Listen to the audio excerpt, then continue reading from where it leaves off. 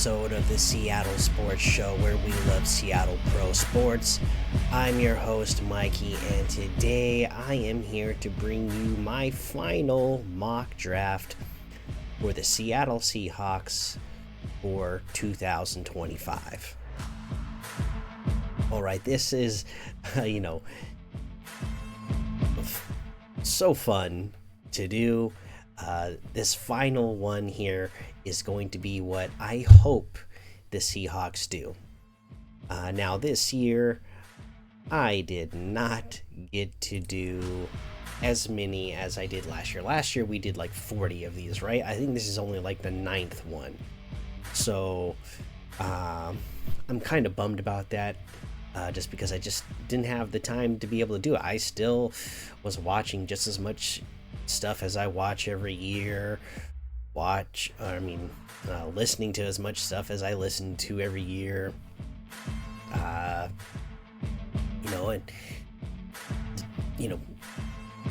Doing mock drafts like on my phone as much as I do every year, randomly on the go.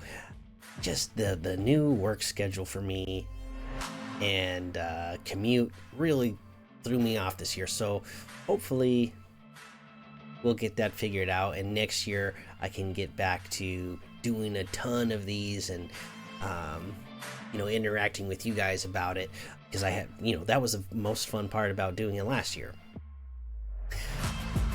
But let's talk about the mock that I came up with here in my final mock to this will be what I hope the Seahawks do during the draft. Okay, so I'm not predicting that this is what's going to happen, but in the ideal situation, this is how I would like it to play out for the Mariners. All right, so in my final mock, we got all the way to pick 18, and there were still a ton of players on the board. We had a few trade offers sent our way. The one I decided to accept was from the Detroit Lions, where we would move down from 18 to 28 while also picking up the 60th pick overall. So you get you do have to move back 10 spots, but you pick up a pick at the end of the second round. And I'm telling you, in this year's draft, that's where you want to be. The second round, third round. Unless you had like one of the top 3 picks in this year's draft, then you want to try to accrue as many picks as you can in that second round, third round area, because it's we're not getting stars or like surefire Hall of Fame players at 18.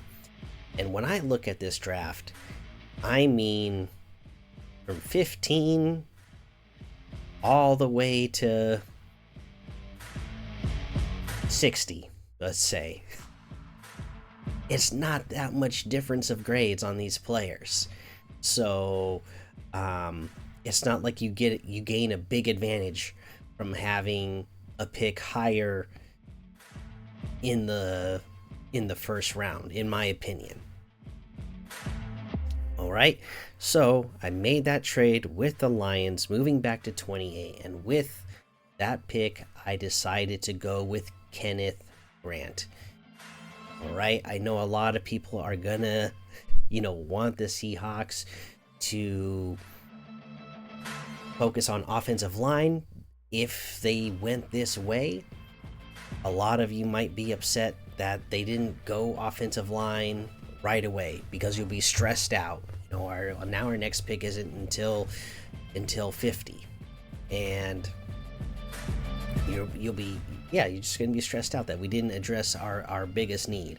But again, I think There's plenty of opportunity to address those needs in that second and third round. In those second and third rounds. And we picked up an extra second round pick. So I put it off even more. We went all the way to pick 50. And this is somebody who I have only come around on within the last week or so. I didn't really want any part of what this guy had to offer,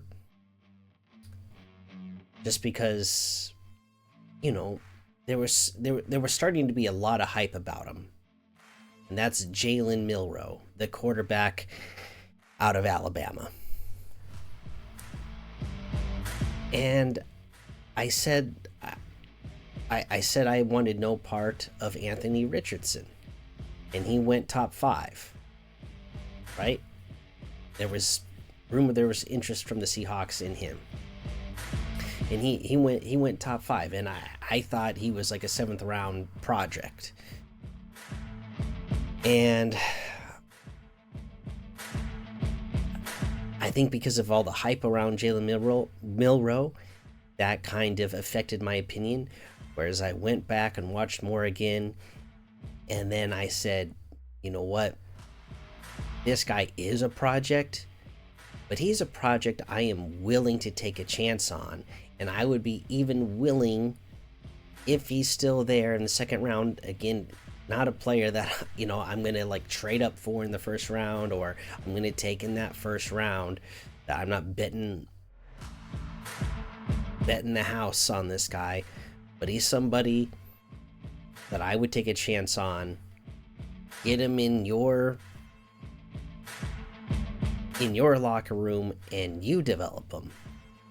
Get your hands on this guy. See if you can develop him in your system to be an effective quarterback at throwing the ball, because we know that he is a dynamic runner. We know he's got a huge arm, just absolutely strong arm, and can throw the deep ball. We just got to get this decision making. We got to get the accuracy.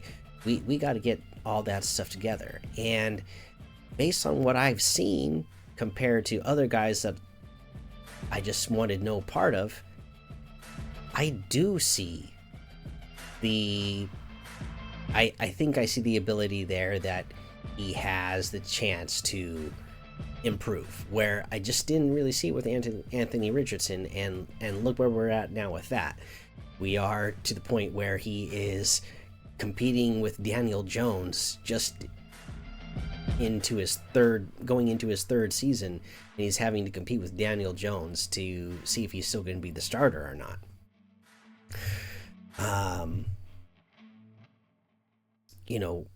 But when I look at Jalen Milroe, I don't see that. I don't look at him and say, I just don't think this guy's ever going to get it. I look at Jalen Milroe and I see the potential that he could get it, and that he could be developed, that he has traits, he has the ability. You just got to get it out of him, and you got to get him to do it consistently. And another thing about him is, it seems like he does tilt the room. The way John Schneider talks about, when he looks at a quarterback, he's looking at somebody who tilts the room. Right? Milroe did win the William V. Campbell Award. Right? That is the combination of academic success, performance, and leadership. It's known as the academic Heisman.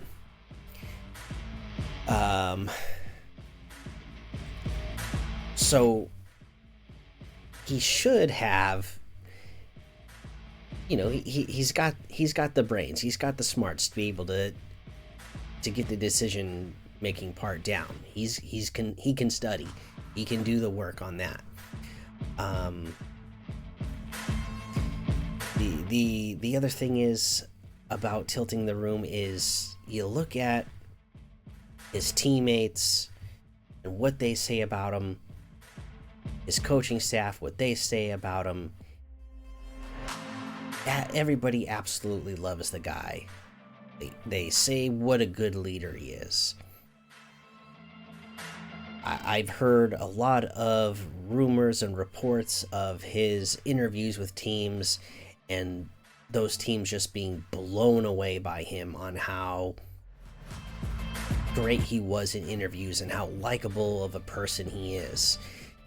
And yeah, why wouldn't you want that kind of person in your locker room and try to help develop that person as a player to, if you can get him to be a more accurate passer with better decision making, you're looking at maybe the best best running quarterback in all of football with a huge arm. If you just put those other pieces together, you're looking at a guy that could be a superstar for years to come, and somebody would be fun to watch. And with having Drew Lock back here for 2 years, you get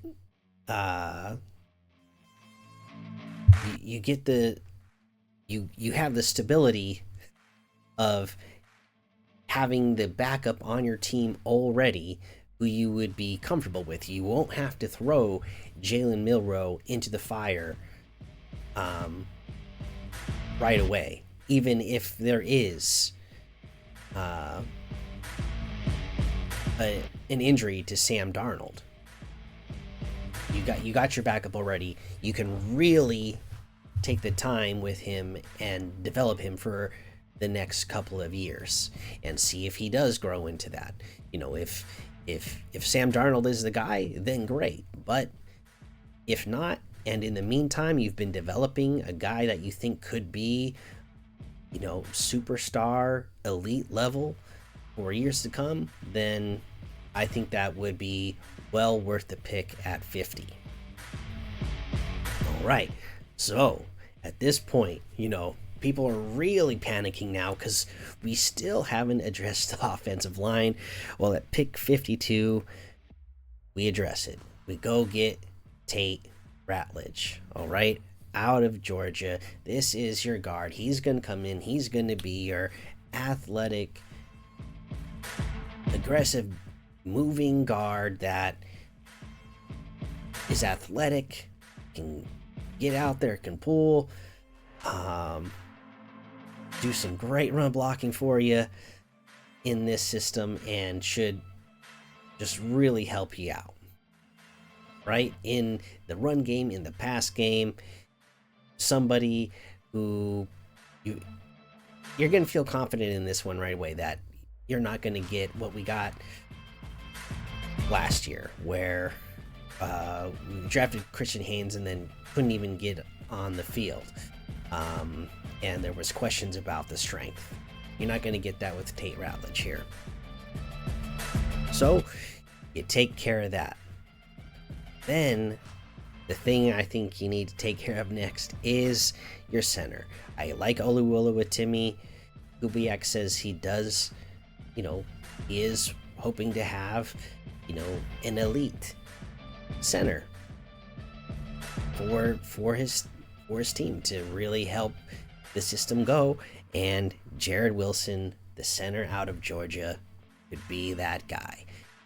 And your drafting teammates next to each other here. Jared Wilson, this is, by the way, pick number 60, the other pick that we picked up from Detroit.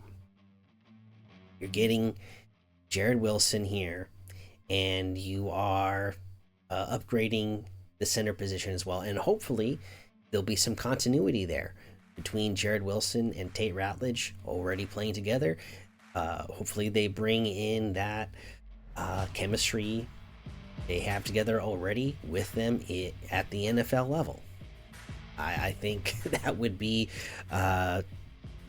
that would just hopefully lead to some great play out of these guys.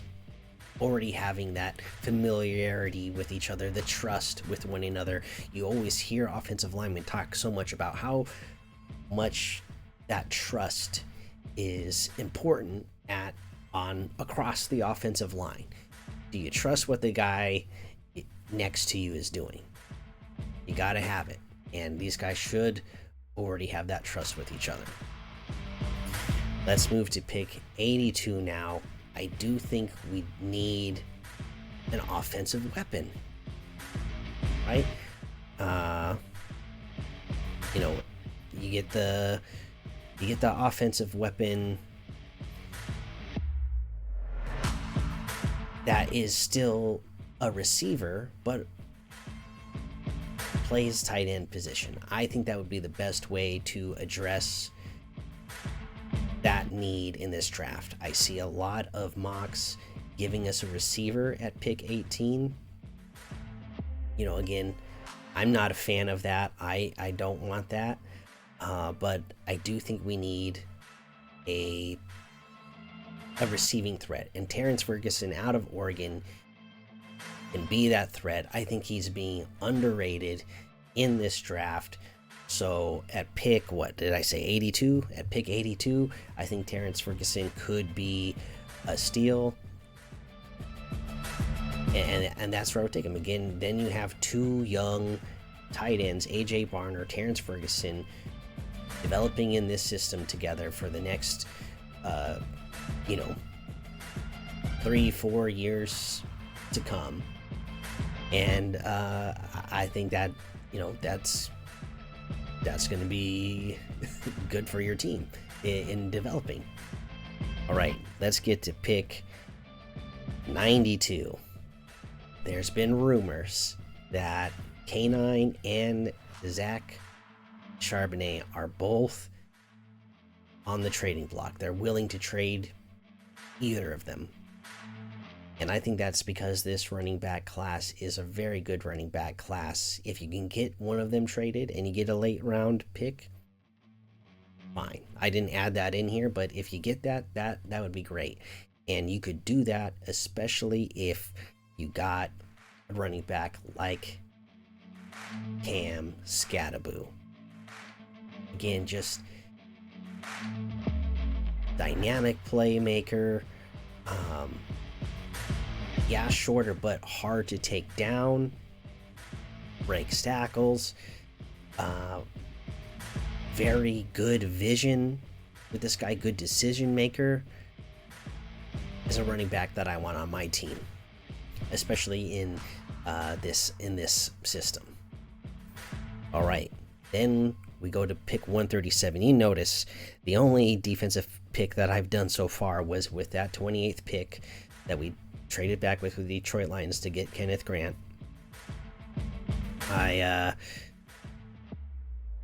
everything else after that has been offense. Let's get back to the defense, and let's go with the linebacker Teddy Buchanan out of California. I think this guy has a ton of athletic traits that Mike McDonald could really mold and get the most out of in this system. And we do need linebacker depth. So this is a guy that I would really like to see. And this is a guy that, again, very athletic, has multiple sacks, forced multiple fumbles. He gets after the ball. And that's what I like to see. All right. Then we go to 172. And we're sticking with the defense here. This is a guy that, if you watched the other ones that I've done this year, even though we didn't do as many as I was wanting, you saw me consistently taking cornerback Caleb Branshaw near the end. Well, during this time, other people have been noticing him because I keep noticing across all the boards, he keeps moving up and moving up. I didn't want to miss out because I do think we still need cornerback depth added to this roster, so we go get Caleb Branshaw. Then, just a few picks later, at pick 175, if you can get him down this far, here's another player that I think is being very underrated in this draft and continues to be, is safety out of Nevada, Kitten Crawford. Again, another safety that has athletic traits that you would like to see Mike McDonald get his hands on. A guy who is very aggressive in playing the run, which you love to see.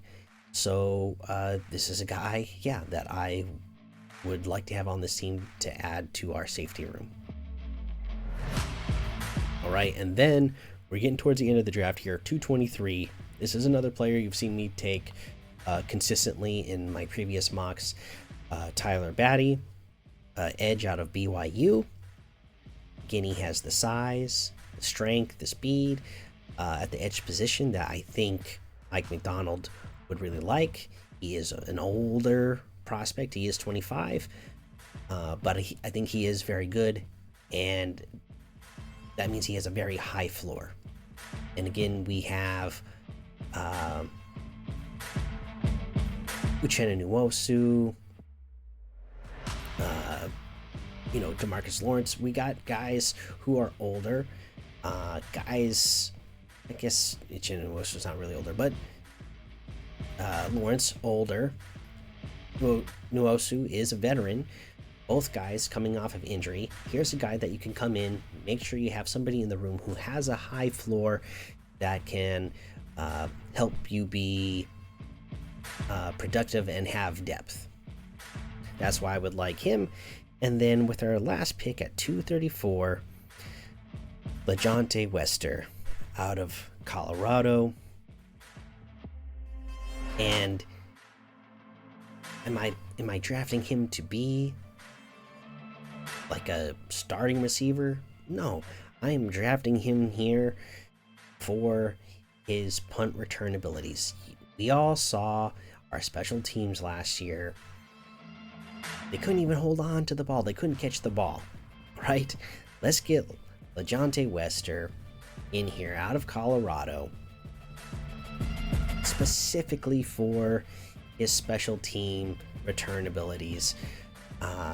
He's the kind of guy, if you punt him the ball and he gets his hands on it, he could be taking it to the other side of the field in a hurry and giving you good field position. We won't be as stressed as we were last year, just hoping that whoever's back there even makes the catch. We will be excited because we will have somebody back there who should not only catch the ball, but should also have some exciting returns. All right, and that is the final pick in the draft. And again, just going back to that first pick, Kenneth Grant, I feel like I want to talk about that a little bit more. I'm taking Kenneth Grant, even though he's not an offensive lineman. I'm taking him there because of the idea on how he can make your defensive line elite. Let's get Byron Murphy out of that nose tackle position, out of it more consistently anyways. Kenneth Grant can be the guy that plays in that nose tackle position more often. But even at his size, he still has enough athletic ability to rush the passer. So again, with the way Mike McDonald likes to mix things up, make things confusing for the opposing team, you can line him up in other positions. You can mix them around, Byron Murphy and Kenneth Grant, and I think that helps you get the potential out of Byron Murphy that you were hoping to get, and that is also going to help you get the potential you are hoping to get out of Kenneth Grant as well. They're going to feed off each other, especially with Leonard Williams playing on the line with them.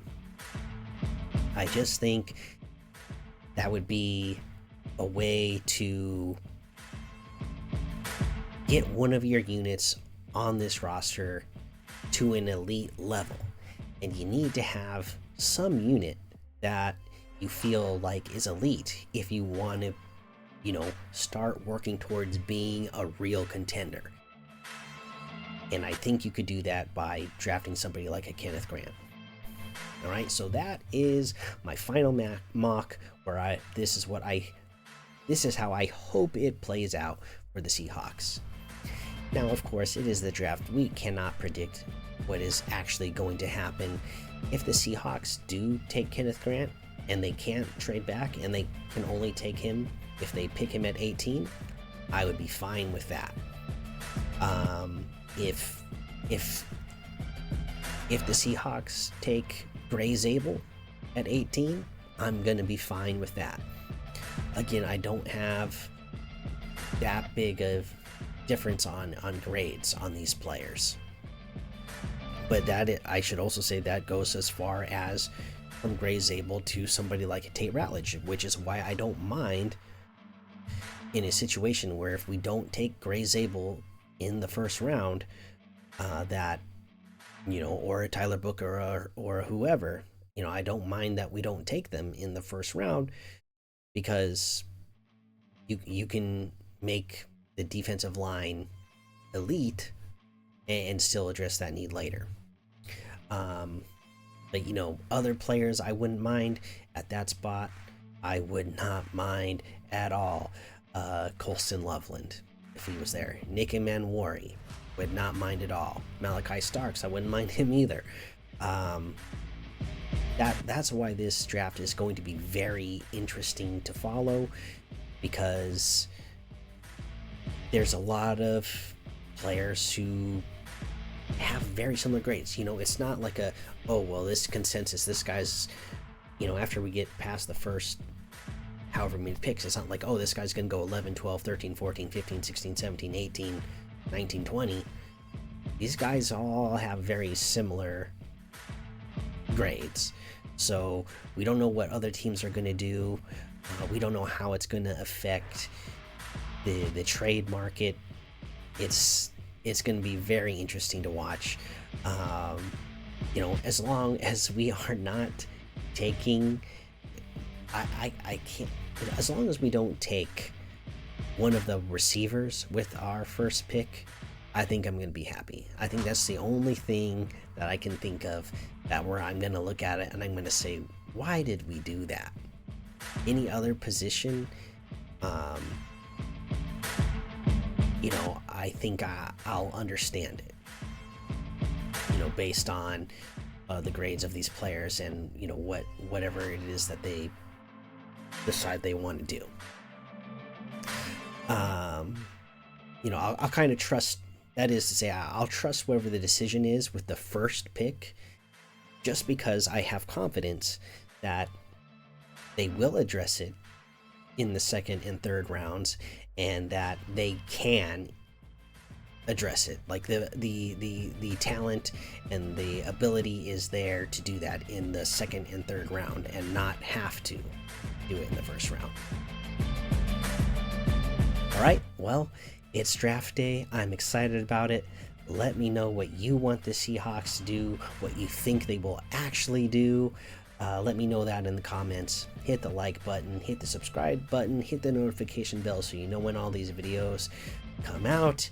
And until next time, go Seahawks.